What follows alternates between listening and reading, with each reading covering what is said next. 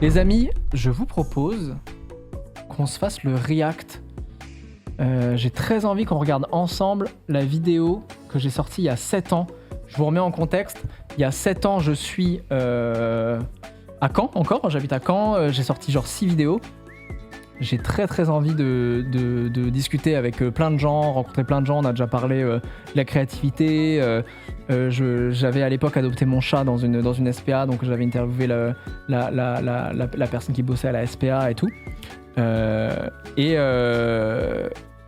Et du coup, moi je m'étais dit, bah vas-y, let's go, j'ai envie de parler de réussite et d'échec.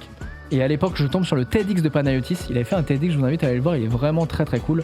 J'avais 12 ans. Aïe, il y a 7 ans, t'avais 12 ans. Ben, j'avais 25 ans, voilà. Et du coup, en fait, je connais personne. Hein. Je suis vraiment dans le milieu, je connais rien. Et je vois ce TEDx et je me dis, vas-y, je vais choper le mail de Panayotis Pasco. Je lui envoie un mail à genre 17h, un truc comme ça, en lui disant, bah voilà ma chaîne, voilà à quoi ça ressemble. Moi, j'ai vu ton TEDx, j'adorerais qu'on puisse discuter un peu de réussite, de ton parcours, etc. En fait, ta vision du truc que je trouve hyper intéressante. À l'époque, je pense qu'il avait 20 ans, hein, un truc comme ça. Je lui envoie, merci Ben Never pour le sub à Ben Never. Et ça régale, c'est que ça c'est cadeau. Et du coup, je me dis, bon bah vas-y, je lui envoie le mail qui ne tente rien à rien. Au pire, il répondra jamais, et voilà, on s'en fout.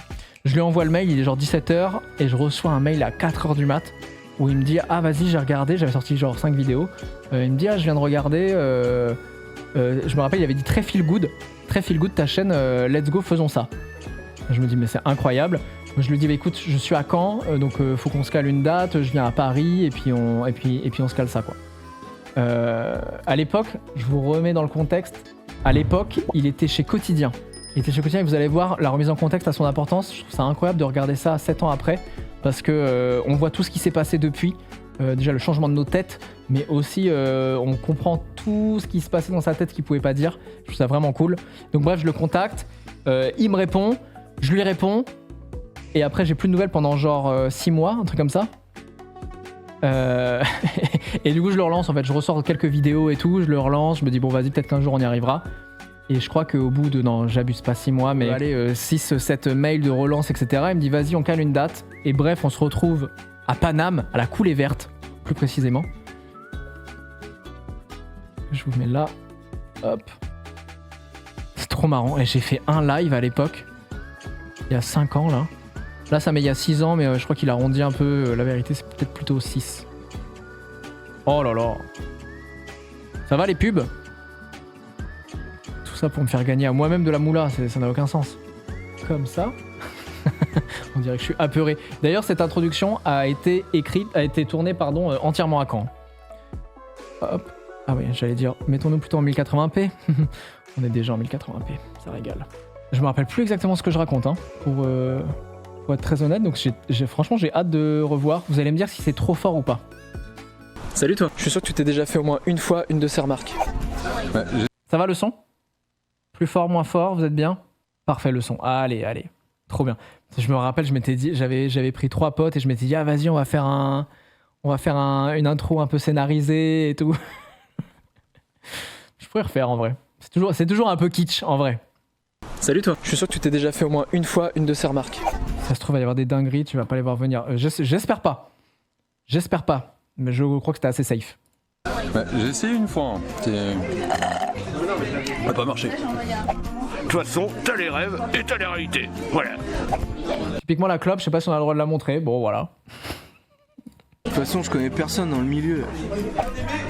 Moi, je veux bien essayer, mais je ne me mets pas là. Là, je rate tout là en ce moment, je le sens pas. Là. De toute façon, je suis trop jeune. De toute façon, c'est le karma. Ouais, c'est kebab. Oui, il y en a qui l'ont vu. Ben Never ban à cause d'une vidéo de Ben Never, c'est clair. Il y en a qui l'ont vu dans un tartine de vie que j'ai fait avec mes potes d'enfance et il y a Kebab dedans. Kebab que j'embrasse et qui est devenu tatoueur. Vous pouvez aller voir son taf sur Instagram. Il tatoue à Caen. Il fait des trucs très stylés. Si vous êtes fan un peu bande dessinée, dessin animé, cartoon et tout. Alors je t'emmène à la rencontre de Panayotis Pasco pour comprendre comment il a réalisé ses rêves. Bah générique. Oh, j'étais si peu à l'aise. Et alors qui était là à l'époque du générique ? On emmène à la rencontre de Panayotis Pasco pour comprendre comment il a réalisé ses rêves. Bah générique. Merci. Salut Pat. Il était incroyable ce générique et c'est Kebab qui l'a fait d'ailleurs. C'est Kebab qui l'a fait et alors je pense que je peux vous teaser un petit truc. Je suis en train de bosser là sur la chaîne sur un générique un peu dans ce délire, un peu retour aux sources. On voit pas sa gueule, attendez, je vais... Si je fais ça, voilà. Et là on s'est retrouvé à la coulée verte, moi j'avoue je savais même pas où c'était, j'ai galéré à trouver et tout. Dommage, je dois vous laisser, mais trop cool, merci pour le live, merci à toi Batou, à la semaine prochaine. Panayotis. Salut Panayotis. Salut Panayotis. Panayotis Pasco. Salut, ça va? Et ça se fait plus, mais c'était vraiment l'époque où on mettait des... Pardon, je couperai pas tout le temps, hein, mais c'était vraiment l'époque où on mettait plus des extraits un peu gaulerie, en mode... on pouvait mettre des extraits de d'autres trucs, quoi. Genre là, Yann Barthès et tout, alors que ça se fait plus trop, quoi. Salut Panayotis. C'est un peu saut 2018. Salut Panayotis. Salut Panayotis. Panayotis Pasco. Salut, ça va? Ça va et toi? Oui. Rencontre entre collégiens. Bah là, honnêtement, alors bon, ça se voit sûrement pas parce que je fais beaucoup plus jeune, mais j'ai 25 ans et lui, je crois qu'il a 20 ans, hein, mais il a peut-être 19 ans. Est-ce que tu peux me dire où on est aujourd'hui? En ce moment, on est dans la coulée verte. Alors c'est un nom qui fait un peu j'ai une maladie. Voilà, super, je parle de ça dans les extraits qui se font plus vraiment. Mais c'était gaulerie. En fait, il y en a plusieurs dans Paris. C'est genre des grands espaces, des grands parcs en longueur. C'est un très grand parc, super cool, super détente. C'est les bretelles du Ispac qui font jeune. Bah ouais, parce qu'en fait, moi j'étais en fait, j'arrivais avec toutes mes affaires. Là, ça se voit pas, hein, mais je crois qu'il me fait une remarque après. Je me demande s'il tient pas la cam. Mais là, je tiens ma cam à bout de bras. Donc c'est une petite cam, mais plus le micro, plus l'enregistreur, etc. Ça commençait à être un peu lourd. Et du coup, bah en fait, comme moi je venais de Caen, je faisais l'aller-retour dans la journée. Je faisais ça sur mes jours de repos parce que je bossais à l'époque. J'ai mon petit CDI à côté. Et donc, bah en fait, tout était dans ce sac à dos, quoi. Et c'est marrant parce que je crois que je suis un peu trauma du sac à dos. Parce que maintenant, je fais tout pour surtout ne plus jamais avoir de sac avec moi. Donc même quand il faut porter un truc, je préfère le porter à la main plutôt qu'avoir un sac. Avec beaucoup de feuilles. Je me suis dit que c'était un bon endroit de rencontre. C'est parfait. Salut à tous et à toutes. Aujourd'hui nous sommes avec un débutant de l'humour. Il n'est pas encore connu du grand public mais il ne va pas tarder à le devenir. Comment tu te retrouves à 11-12 ans à interviewer des gens comme Orelsan, comme Baptiste de 10 minutes à perdre, Gad Elmaleh, c'est quoi le déclic en fait? Et comment à 12 ans tu te dis je vais aller choper ces gens-là? J'ai sucé, hein. Oh non, attendez, je vais pas me taper des pubs à chaque fois. Je suis en train de me payer là? C'est ça que vous êtes en train de me dire? Il y avait Bref aussi. Ouais, le timing du cut il était vénère. De transition entre le SAV et Bref. Tous les comptes a lancé une page Facebook. Et en gros. À 11-12 ans. On se remet la vanne, Comme Orelsan, comme Baptiste de 10 minutes à perdre, Gad Elmaleh. C'est quoi le déclic en fait? Et comment à 12 ans tu te dis je vais aller choper ces gens-là? J'ai sucé, hein. J'ai commencé très très jeune avec des amis à lancer foutais des droits là, j'ai mis un petit Rock année 2000 à l'ancienne. Une page Facebook. Et en gros, on voulait que ce soit une sorte de plateforme où quand tu vas sur cette plateforme, tu puisses avoir accès à tous les contenus humoristiques qu'on kiffe sur le web. Donc t'avais le Palma Show à l'époque qui sortait des Very Bad Blagues, t'avais le SAV, t'avais Bref aussi, on a fait ça. Parce que là, juste pour vous rappeler, en gros, parce que je sais pas si on réexplique tout, mais en gros, à 12 ans, il crée un site qui s'appelle Cogitum, c'est peut-être ce qu'il est en train de dire, je suis en train de tout répéter. Et en gros, il fait exactement ce que j'ai fait moi avec lui, c'est-à-dire qu'il contacte plein de gens pour faire des interviews, quoi. Sur la période de transition entre le SAV et Bref, il y avait Norman, il y avait Cyprien, il y avait Hugo, etc. Et puis à un moment, je me suis dit, ce serait cool qu'il y ait des interviews des mecs qu'on kiffe. Tout n'a pas bien vieilli. Et du coup, je me suis mis à les contacter et je leur ai envoyé des messages en copier-coller sur Facebook en leur disant salut Baptiste. Baptiste, c'était le mec de 10 minutes à perdre, Batégal. Salut Baptiste, salut, j'ai 11 ans et demi, j'ai une page qui s'appelle Cogitum. Et en gros... Ouais, vous verrez, j'arrête pas de regarder la caméra parce que je suis stressé parce que j'ai un rec du son et un rec de la caméra, deux séparés, et donc en fait je vérifie que ça rec parce que horrible de tenir la discussion, mais je crois que je pourrais plus le faire aujourd'hui, ça me saoulerait. Mais j'ai fait ça pendant très longtemps, hein, où je vérifiais tout. J'ai jamais eu de bug.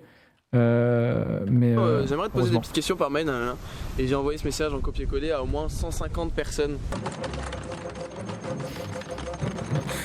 Ah, c'était bien quand même cette époque Il y où on avait, mettait des. genre, la vraie page de Norman, mais je tapais aussi Norman Tavo, ce qui s'appelle comme ça, Norman THD, Norm T, tu sais, j'ai essayé tous les noms. Là, on voit que ça vieillit. Hein. Tu cherchais des comptes perso en fait, c'est Ouais, ça pour exactement. envoyer. Et j'ai essayé de créer des emails aussi, tu sais, j'ai essayé On voit le Norman fait stress. une vidéo à gmail.com, norman.fait. Mais il faut que j'ai l'air naturel en même temps. Donc voilà. Et Alors que je puis suis un jour, stressé. genre au bout de 6 mois, j'ai eu une réponse d'un des premiers que j'avais contacté, Baptiste Lorbert, Ouais. qui m'a répondu ouais mec, je suis grave chaud pour ton interview. Je lui ai envoyé mes petites questions par mail et il m'a dit ah non, par contre tu te ramènes à Paris pour que j'y réponde, tu vois. Et je me suis dit quoi, à Paris? Et j'y suis allé. Ça marche avec encore mon sur moi. frère, on a filmé avec la caméra d'un de ses potes, le son était pris avec l'iPhone de mon frère et tout. Et donc on a fait le montage, je l'ai posté, puis ça a fait 12 000 vues à l'époque, c'était comme un ouf. Avec que j'y t'aime, le Zboum vaincra. Et puis Baptiste il m'a rappelé et m'a dit ah au fait si tu veux là Là, je vous avoue que je suis stressé d'un truc, c'est qu'il y a du vent. Et moi j'ai pas de retour. Donc, tout le long, je me dis, ça se trouve, cette séquence-là, elle est foutue. Genre, ça se trouve, là, on n'entend rien du tout à ce qu'il dit. je viens d'interviewer, je viens de faire une vidéo avec Vincent McDoom. Ouais. Est-ce que peut-être ça te tente de l'interviewer et tout? Et je lui dis je suis chaud et tout, donc j'ai rencontré Vincent McDoom, je l'ai interviewé. Puis après je suis allé à un concert et les petits effets, là. où Bat m'avait invité. Et il y avait Orelsan, et du coup j'ai dit à Orelsan, ah au fait tu vois lui là, bah, j'ai réussi à l'interviewer et tout. Du coup Orelsan il m'a dit ok je suis chaud. Puis après ils m'ont invité au Golden Show et là j'ai rencontré Poulpe, j'ai rencontré Bérangère Krief, j'ai rencontré Katsumi aussi, j'avais interviewé Katsumi à l'époque. Et c'est là où j'ai commencé à du coup de fil en aiguille à dire et toi tu connaîtrais pas lui? Et il me disait si je peux lui envoyer un message pour savoir si tu peux l'interviewer et ainsi de suite. Comme une maladie qui s'infiltre dans un réseau. J'étais un cancer. T'en as pas marre de tendre ça avec ton bras? Je commence à avoir mal. Est-ce que tu veux qu'on s'assoie? Là, je suis à bout, en vrai. Je pense que j'ai très très mal au bras. Tu veux qu'on échange? On peut échanger. Il y a une notion qu'on a beaucoup. J'ai failli tomber, pardon. Oui, il y a une notion. J'aurais cassé ton matos, ça aurait été dégoûté. Il y a une notion quoi? Il y a une notion qu'on a quand on est enfant. Qui paraît complètement normale et qu'en fait on essaie de te faire complètement disparaître quand t'es adulte, c'est la notion de rêver. Ouais. Donc cette notion de rêve, forcément tu l'avais quand t'étais gamin. Ouais. Est-ce que t'as encore des rêves? Est-ce que tu te dis bah oui j'ai accompli des trucs mais tu t'es pas Là, je vous le dis parce que je donne un peu de contexte. On est à 3 semaines, 1 mois de l'annonce où il va arrêter Quotidien et où en fait il veut se lancer dans le stand-up. Et ça, personne le sait à l'époque, quoi. blasé en fait de tout ça quoi? Non, je pense que j'ai toujours énormément de rêves. Je sais même pas, je pense d'ailleurs, j'en suis persuadé. Sauf que mes rêves maintenant ils sont un peu plus. C'est ça qui me fait mal un peu en ce moment, je suis dans cette période où ça me fait mal. Mes rêves ils sont plus forcément assez fous, je trouve. Et je m'en veux un peu pour ça. C'est-à-dire que maintenant je commence à me dire, ok, si j'ai envie de faire ça, comment je peux y arriver? Et en vrai, un rêve, c'est plus un rêve à partir du moment où, dès la genèse, tu te dis comment je peux y arriver. En vrai, un rêve, faut que tu dises qu'est-ce qui me fait vraiment kiffer. Je pense, hein. Et puis tu te mets à dire ah c'est ça. Mais si avant de te dire qu'est-ce qui me fait kiffer, tu te dis qu'est-ce que je peux atteindre, et tu te dis ah je rêve de ça, mais je peux l'atteindre, ça veut dire que tu mets une sorte de nuance à ton rêve. En gros, c'est un rêve atteignable, du coup c'est plus vraiment un rêve. Vous avez des rêves inatteignables? T'as fait Insomnie avec Pana? Non, on n'a pas fait d'Insomnie avec Pana. On dirait Insomnie mais debout. Clairement. Jamais rêvé. Vous avez jamais rêvé? Il y en a qui ont jamais rêvé? Il y en a qui disent pas ah ouais ça quand même un jour je pourrais faire ce truc là quoi. Que des rêves atteignables. Devenir un gnocchi. Pouvoir voler comme un oiseau sans aucun objet. Vous rigolez mais peut-être qu'un jour on y viendra. Hein. Sportif pro. Insomnie mais debout. C'est somnambule. C'est une ambition. Et je sais que mes rêves du moment c'est un peu ça, donc je m'en veux un peu et j'essaie de me remettre à rêver un petit peu de trucs un peu plus énormes, etc. Même si je les atteins pas, je peux tendre vers ça, tu vois. Que je trouve que l'essence même d'une carrière ou même de tout être humain, c'est de rêver à des trucs grandioses et d'y tendre. Le but c'est pas d'atteindre forcément ses rêves, mais c'est d'y tendre au maximum et de mettre toute ton énergie pour y arriver. Je pense que c'est un peu ça. Donc je m'en veux un peu. Et j'ai mal au bras. On s'assoit? Ouais, on va s'asseoir. C'est bon? Les gens qui... Franchement, ça me manque un peu le vlog et en même temps, je me rappelle à quel point c'est tellement galère. C'est une voiture qui passe, on la refaisait. C'était un peu galère. Mais là, j'avais vraiment une cam. Je pense qu'aujourd'hui, on pourrait faire des trucs vraiment ouf. Je suis en 1080p, c'est un délire. On dirait On dirait une vidéo qu'on avait mise sur Dailymotion. Qui réussissent, t'as l'impression que genre ça a été une pente ascendante et ils se sont dit du début à la fin, tu vois, tout a été bien. Et du coup les autres en fait par ce prisme-là se disent ok moi aussi je lance un projet et au premier doute qu'il y a, premier échec, ils disent ok bah j'arrête, c'est pas pour moi quoi. Est-ce que toi t'as eu des gros moments de doute et des gros échecs? Bah j'en ai même en ce moment-là précisément. Mais cette interview c'est un échec. Non pas du tout, mais en ce moment je travaille sur un projet qui est un projet que tu peux pas mener à bien s'il n'y a pas 500 000 échecs avant. Le stand-up, voilà. Ça c'est fou. Ouais, en fait ça m'obnubile encore cette notion d'échec parce qu'en fait je me rends compte, moi j'en ai tout le temps des échecs, mais tout le temps. Et d'un point de vue extérieur, je me rends compte que souvent on a tendance à se dire que en fait il vaut mieux arrêter au premier échec parce que c'est le signe de l'univers que c'était pas fait pour nous. Et autant je crois beaucoup au signe de l'univers, autant les échecs sont pas des signes de l'univers d'arrêter. C'est souvent un signe de qu'on est sur la bonne voie et qu'on est en train d'apprendre et de devenir un peu plus expert dans le truc, quoi. En ayant lu son livre, c'est hyper intéressant de revoir cette interview. De fou, parce que là, en fait, il est en train de quitter un truc. Parce que moi, ce que je surkiffe chez Panayotis, c'est que il a quitté Quotidien au moment où ça marchait encore très très bien pour lui. C'est-à-dire qu'il n'est pas parti en disant bon, plus rien ne marche. Je sais pas ce que je vais faire. Il s'est dit non, là ça marche très bien, je pourrais encore durer quelques années, mais je vais partir au moment où je suis à mon prime et pour prendre des risques en fait. Ça je trouve ça très fort, c'est un truc que je respecte beaucoup chez lui. Merci Mani pour le sub. Moi j'adore les making-of, les interviews, etc. Et j'ai suivi beaucoup d'interviews de personnalités, beaucoup de making-of. Et effectivement j'ai toujours compris que l'échec faisait partie de la création. À partir du moment où tu commences à échouer, c'est que tu commences à être ambitieux et à essayer d'y tendre. Mais j'ai très vite compris que il n'y avait pas le chemin de la réussite et le chemin de l'échec. Parce que tu as beaucoup de gens qui disent bon bah merde, là je suis dans mon chemin d'échec, c'est foutu, autant quitter la route, tu vois. En fait il n'y a pas deux routes, je pense qu'il n'y en a qu'une seule, mais elle est très très longue. Et sur cette route de la réussite, parce que toutes les routes que tu prends ce sera les routes de la réussite je pense, tu as énormément d'échecs, mais il faut juste pas t'y arrêter. Faut juste continuer et se dire bon c'est pas grave. Je pense que c'est un peu ça la solution. En tout cas moi je me dis ça pour moi, après chacun fonctionne comme il veut, mais moi je me dis que là j'échoue, mais dans 6 mois peut-être que j'aurai une petite réussite qui fait que j'aurai à nouveau de l'entrain pour me lancer et avancer dans ce projet. Et dans peut-être 5 ans j'aurai un truc concret qui réussira, qui sera fort. Pour le moment j'y suis pas du tout, pour le moment c'est bien claqué. Il y a un vrai truc moi que je vois et que je vois à tous les niveaux, même encore aujourd'hui, c'est à quel point le fait de semer des trucs prend du temps, comme quand on plante un arbre. Et moi en fait je passe encore ma vie à planter des arbres aujourd'hui qui pour l'instant donnent pas de fruits parce que je viens de le planter. Mais par contre je suis en train de récolter les fruits des arbres que j'ai plantés il y a genre 2-3 ans. Et je crois que ça c'est un truc qu'on a tendance à oublier. Et encore plus maintenant on veut que tout aille très très vite. Chanson très sous-cotée évidemment. Orelsan et Angèle qui parlent beaucoup de ça, ce truc de réussite de chacun son tour et en même temps ça demande des efforts, etc.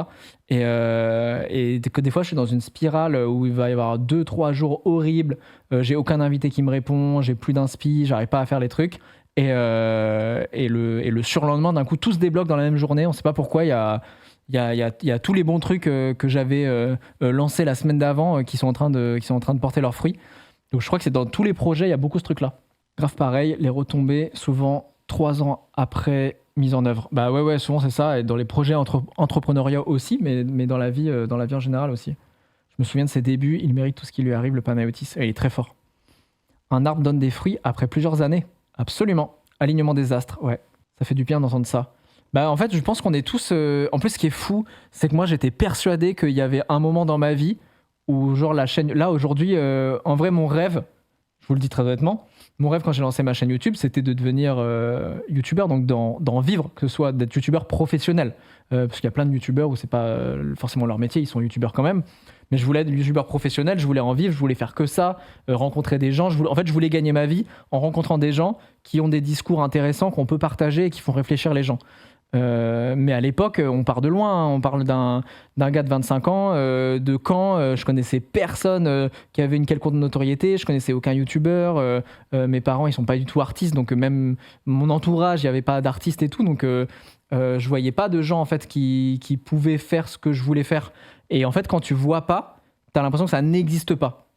Alors que souvent, en fait, le vrai truc qu'il faut, c'est croire avant de voir.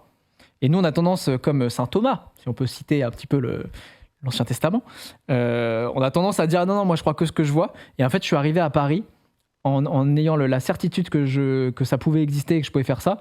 Et là, j'ai commencé à rencontrer plein de youtubeurs, plein d'artistes, plein de gens qui vivaient de leur art. Et je me disais, ah ouais, donc en fait, ça existe, c'est possible, c'est possible. Et voilà, tout ça pour vous dire qu'aujourd'hui, en fait, j'en vis. On est à 500 000 abonnés, c'est au-delà du rêve que je pouvais, enfin plus de 500 000, presque, je crois on va bientôt faire les 600 000 sur YouTube. C'est au-delà de ce que j'aurais pu imaginer, donc le rêve il est atteint. Et même là, j'ai encore des moments où je me dis ah non mais là ça marche pas pour moi, c'est fini. T'es une star Ben, je suis une star interplanétaire. Voilà, je vais vous dire, Lady Gaga m'a dit ça hier, donc j'estime être un peu une star. Mais malgré ça, en fait, il y a toujours un truc, il reste des objectifs, il reste des rêves, etc. Et heureusement, parce que sinon, tu t'éclates au vol, quoi. Le doute, c'est salvateur. De fou. Le doute, c'est salvateur à condition qu'il te paralyse pas. Le chemin rend plus heureux que la réussite du rêve. Ça c'est fort possible. Donc c'est une petite succession. Surtout, tu as une communauté très impliquée et qui te suit. Ouais, et ça, en vrai, ça me fait plaisir parce que je peux le voir avec des confrères qui font du divertissement, par exemple. Le divertissement, ça va faire vraiment beaucoup plus de vues que moi en l'occurrence, mais derrière ça engage moins aussi les gens, c'est-à-dire que t'es plus interchangeable quand tu fais du divertissement et tu regardes des gens pour gaulerie et moi j'aime trop cette idée que ne serait-ce qu'une seule vidéo de ma chaîne ait pu aider des gens sur un petit truc du quotidien ou sur un gros truc. Fort. Pour le moment j'y suis pas du tout, pour le moment c'est bien claqué. Donc c'est une petite succession de réussites et d'échecs et qui fait exactement. Que ça a construit, quoi. Et je pense que c'est ça en fait. Je pense que c'est vraiment une longue route que tout le monde prend. Et juste t'en as qui s'arrêtent un peu trop tôt et c'est dommage. Faut essayer d'aller au bout même si c'est très compliqué pour toi parce que... Là il va te dire une image que j'ai encore 7 ans après dans la tête. Ce qui est compliqué quand t'échoues c'est que ça blesse. Ça blesse vraiment. Parce que tu te mets en doute. Le souci quand tu te remets en doute c'est que tu peux commencer à te complaire. Et te dire ok là je viens d'échouer mais au final là où je suis c'est assez bien, c'est cool. Et puis si tu commences à te complaire je pense que c'est le souci parce que c'est comme si sur cette route tu t'arrêtes sur une petite autoroute et tu te dis putain il est bien ce flunch. Allez je m'arrête. C'est dommage, je voulais aller dans un grand restaurant mais il y a un flunch qui est cool là. Et du coup en vrai ça fonctionne et si t'aimes bien flunch tant mieux. J'essaie d'être sponsorisé par flunch donc non pas du tout. Mais je sais pas pourquoi ils donnent une mauvaise image de Flunch alors qu'ils font des super moules. Flunchy à fond, Flunchy des moules, 7,95 €. Ah j'ai cru que c'était le retour des pubs. Ah j'ai mis une pub carrément. C'est à la cool. Je sais aussi surtout. Oh là là en même temps, la punchline de fin elle est folle. Moule. Flunchy à fond, Flunchy des moules, 7,95 €, c'est à la cool. Je sais aussi surtout que aïe, quand les jeunes font des pubs quand les vieux font des pubs pour les jeunes. Incroyable cette image, tes vidéos, ton livre m'ont permis de mieux comprendre mon hypersensibilité et ma synesthésie cognitive. Bah trop bien en vrai, c'est pour ça que je fais les trucs. On dirait Mister V la pub, c'est vrai. C'est quelque chose qui te blesse. Et en gros, la vraie question, c'est à chaque fois je me le dis, putain, jusqu'où t'es prêt à te blesser pour arriver à ce truc-là. Et des fois, c'est très douloureux. Mais des fois, c'est très gratifiant aussi quand tu réussis. Parce que du coup, quand tu réussis après une année d'échec, waouh, putain, c'est ouf. Et là, ça te redonne foi pour je sais pas combien de temps, tu vois. Donc je pense que c'est vraiment apprendre à se connaître et apprendre à savoir ce que t'es prêt à endurer pour arriver là où tu veux arriver. Et surtout se dire où est-ce que je veux arriver, putain. Je pense que c'est les deux vraies questions à se poser. Et après juste foncer, juste se laisser foncer et dire ah il y a un flunch, allez je m'en fous. En gros c'est ça. La positive attitude.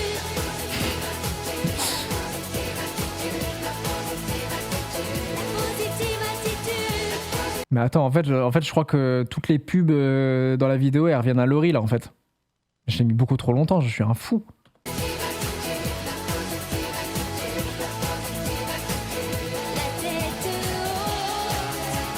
Est-ce que tu aurais des conseils à donner à des gamins, mais même des gens? Merci beaucoup, je vois vos commentaires sur le fait que mes vidéos vous ont beaucoup touché et vous touchez encore, ça fait vraiment plaisir. Plus vieux, tu vois, qui justement en fait hésiteraient à monter leur projet ou à se lancer dans des choses qu'ils rêvent depuis longtemps parce qu'ils se sentent pas légitimes ou parce qu'ils sont bloqués pour faire les choses. Ah, ça c'est intéressant. Parce que je suis sûr que dans le chat, il y a des gens, ils veulent absolument faire un truc, ils ont un rêve. Vous, je suis sûr que vous avez un rêve dans votre tête là, et vous êtes bloqué pour pas le réaliser parce que plein de croyances limitantes ou parce que voilà, il y a des arguments quoi, il y a un truc qui vous bloque, au moins un truc. Alors c'est marrant, mais moi je déteste donner des conseils. Je sais plus ce qu'il va dire. Parce que qui je suis pour donner un conseil, putain. Par contre, j'adore répéter des conseils. Et moi, je sais que le conseil qu'on m'a donné, c'était pas volontaire, c'est mon papa qui me l'a donné. C'était quand j'avais fait. On passe sous des feuilles. C'était quand j'avais fait.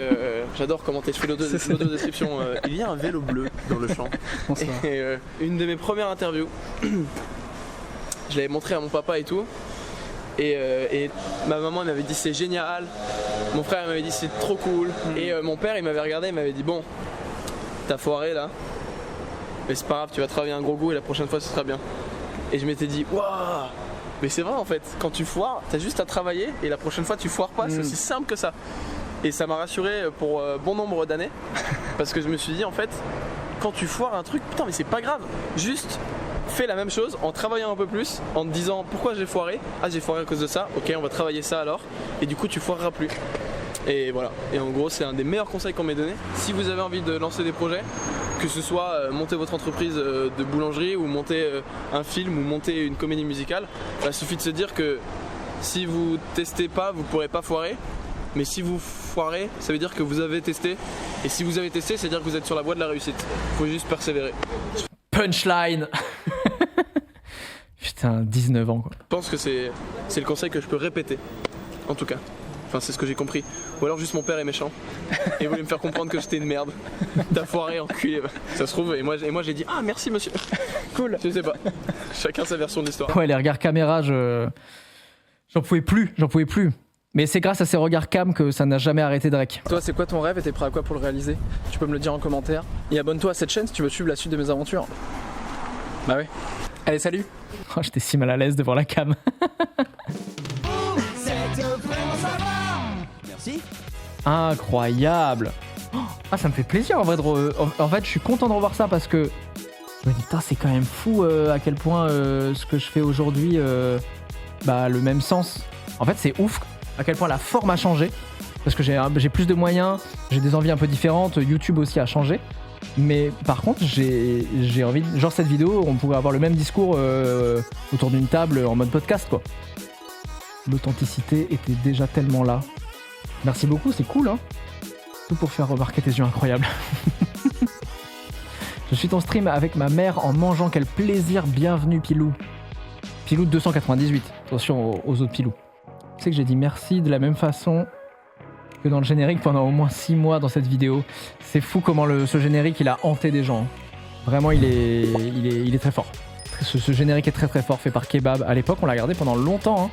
Et parce que ma chaîne s'appelait Vous êtes vraiment sympa à l'époque. Et puis j'ai commencé à faire beaucoup d'émissions et à un moment on comprenait plus rien. Là aujourd'hui je trouve qu'il y a déjà pas mal d'émissions, c'est déjà dur à suivre. Donc on a renommé la chaîne parce que Vous êtes vraiment sympa ne correspondait à rien quoi. Il est resté dans ma tête H24. Il est toujours régulièrement en tête. C'est vrai, moi je l'oublie, j'avoue. J'ai la positive attitude dans la tête. Ouais, bah vous avez vu en plus ce grand retour de Laurie. Hein.